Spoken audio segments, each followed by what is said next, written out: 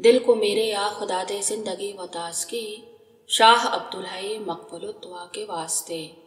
मुझको अपनी बारगाह अहदियत में कर कबूल, मुखलिसुर रहमा जहांगीरी खुदा के वास्ते। इलाही खैर गर्दानी बहक के शाह जिलानी, सीरत फ़ख्रुल आरिफीन हिस्सा सूं। बिस्मिल्लाहिर्रहमानिर्रहीम, नहमदहु व नुसल्ली अला रसूलिहिल करीम। अज अंजुमला खुसरवे दरबार जनाब मोहतरम मुंशी अब्दुल जलील साहब अल मुतखल्लिस तखल्लुस बजलील। जनाब मुंशी अब्दुल जलील साहब मौजा बाजलिया जिला चाटगाम के रहने वाले थे। इनको अवाइल उम्र में ही शर्फ़े गुलामी हासिल हुआ। इन बुजुर्ग के मुतालिक इरशाद हुआ, अब्दुल जलील ने बहुत रियाजत की। कसरत हरारत के सबब इनका जिस्म घुलने लगा था। कमजोरी की हालत में जब हमारे पास आए तो हमने देखते ही समझ लिया कि यह हाल जिक्र की कसरत और रियाजत की ज्यादती से हुआ है। हमने उन्हें जिक्र और कसरत रियाजत से रोक दिया और कहा कि यह काम मुलतवी रख कर चंद रोज तक यह करो कि दोनों वक्त खाने का पहला लुकमा घी से खा लिया करो।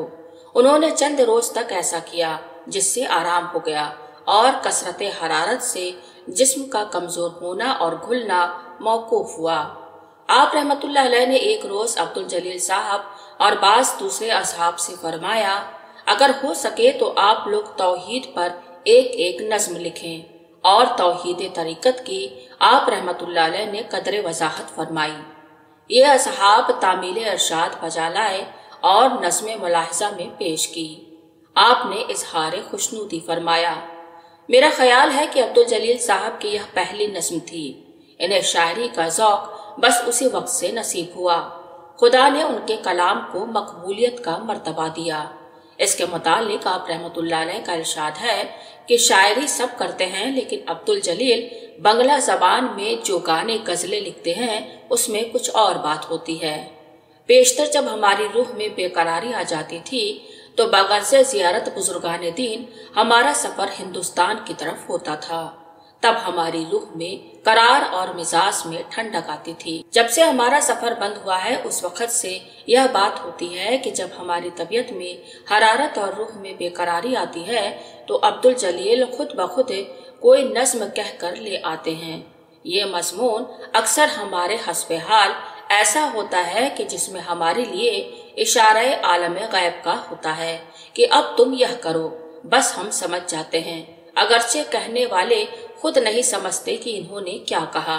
हम इसी तरह करते हैं तो हमारी रूह में करार आ जाता है। हजरत किबला रहमतुल्लाह अलैह ने बयान फरमाया कि एक बार हिंदुस्तान जाने के ख्याल से शहर चाटगाम तक हम चले गए थे।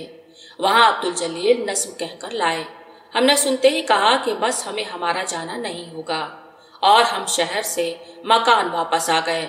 हिंदुस्तान हमारा जाना नहीं हुआ। अलमी मज़ामीन और मज़मून आराई ये चीजें तो और लोगों की नज़्मों में भी होती हैं, मगर वह बात कलाम जलील की नहीं होती। तमाम नज़्म में वो बात गायबी नहीं होती, बल्कि बाज लफ्ज होते हैं जो उस माने की तरफ इशारा करते हैं, बस हम समझ जाते हैं। मुखातिब से फरमाया, तुम्हारे फला पीर भाई नहीं समझते। वह अलमी मज़ामीन और अदब इंशा की तरफ दौड़ते हैं। इस वजह से उन्हें कलाम जलील से बहुत वाबस्तगी नहीं होती।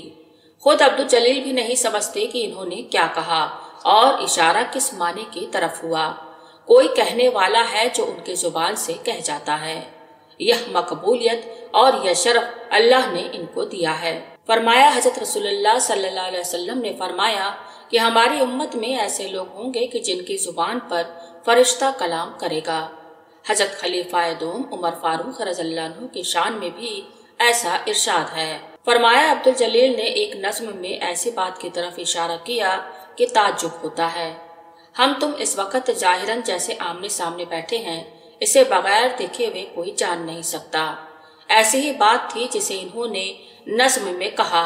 बताओ इन्होंने क्यों कर जाना और आलम मलकूत की बात वो क्यों कर कहते हैं। मालूम हुआ कि उनकी रूह ने औराग कर लिया, अगरचे उनके हवासे खमसा में नहीं आया। जब हवासे खमसा में इदराक आ जाए तब आदमी जुबान से भी बयान कर सकता है, बगैर इदराक हवास जुबान से नहीं बयान कर सकता। रूह लतीफ शय है, उसने इदराक कर लिया। آپ نے مؤلف کتاب حضا سے فرمایا کہ عبدالجلیل اور خادم علی کو اگرچہ ظاہر میں خلافت نہیں ہے لیکن ان کا درجہ کسی خلیفہ سے کم نہیں ہے، تم ان لوگوں کی تعظیم کرنا۔ فرمایا عبدالجلیل کی نظم سے ہم کو جو بات ہوئی وہ اور کسی کی بنگلہ نظم سے نہیں ہوئی۔ جو بات ضعف کے ساتھ تھی اس میں ان کا کلام سن کر بہت قوت آئی اور خیالات میں بہت ترقی ہوئی۔ ہمیں ان کے وعظ سے اور ان کی شاعری سے بہت فائدہ ہوا۔ اگرچہ وہ ہمارے مرید ہیں مگر اللہ نے ان کی زبان سے ہماری نصیحت کی۔ تواضعاً فرمایا وہ ہمارے معلم بن گئے۔ عالم ظاہر میں تو ہمیں اپنے والد ماجد پیر و مرشد قبلہ رحمۃ اللہ علیہ سے کچھ تعلیم نہیں ہوئی، ظاہر میں ہمیں ذکر تک تو بتایا نہیں تھا، البتہ جو کچھ ہوا روحانی غائبانہ طور پر ہوا۔ اللہ کی مشیت اور قدرت سے ہمارے معلم شجر و حجر در و دیوار زمین و آسمان بن گئے، من جملہ ان کے عبدالجلیل بھی ہیں۔ یہ مضمون تعلیم تفصیل کے ساتھ حصہ اول صفحہ 59 میں بیان ہوا۔ خود گم ہو جاتا ہوں۔ فرمایا عبدالجلیل کے ایک شعر کا مطلب یہ ہے کہ یار کو اگر بھلانا چاہتا ہوں تو خود گم ہو جاتا ہوں۔ بتاؤ اس کا کیا مطلب ہوا؟ یہ انہوں نے کیا کہا؟ کیونکہ تمام شعراء یہ کہا کرتے ہیں کہ یار کو یاد کرتا ہوں تو خود گم ہو جاتا ہوں۔ ایک خواب۔ ایک بار مستفیض میاں ڈپٹی کلکٹر نے ہمارے حضرت والد ماجد پیر و مرشد کو خواب میں دیکھا۔ آپ رحمت اللہ علیہ نے فرمایا کہ عبدالجلیل ہمارا پرانا نکیر ہے، تم لوگ اس کی برابری تھوڑی کر سکتے ہو۔ جلیل صاحب کے تمام کلام کو مجتمع کر کے طباعت کا حکم صادر فرمایا۔ آپ کا دیوان موسومہ باجوان بنگلہ میں شائع ہوا۔ اس کے بابت ارشاد، صدیق ہونے کی راہ۔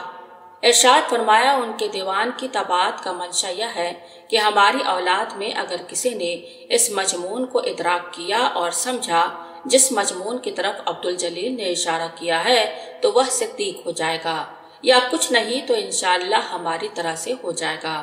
جناب عبدالجلیل صاحب نے حضرت قبلہ کعبہ روح فدا کے وصال کے بعد ایک مرثیہ 12 ماسہ لکھا جو نہایت پردرد علم ہے۔ اس کے بعد پھر کوئی نظم ان کی تصنیف کی نہیں سنی گئی۔ ایک صاحب نے جلیل صاحب سے عرض کیا کہ تازہ کلام فرمایا ہو تو سن لیے۔ جواباً فرمایا کہ حضرت قبلہ کے وصال کے بعد سوائے مرثیہ کے اور کوئی کلام نہیں کہہ سکا۔ میں نے فکر بھی کی مگر کامیاب نہ ہوا، بس معلوم ہوا کہ میں نہیں کہتا تھا، کہنے والا کوئی دوسرا تھا۔ ممدوح نے 77 سال کی عمر میں 6 ستمبر 1934 عیسوی مطابق 26 جمادی الاول روز دوشنبہ 1353 ہجری کو وصال فرمایا۔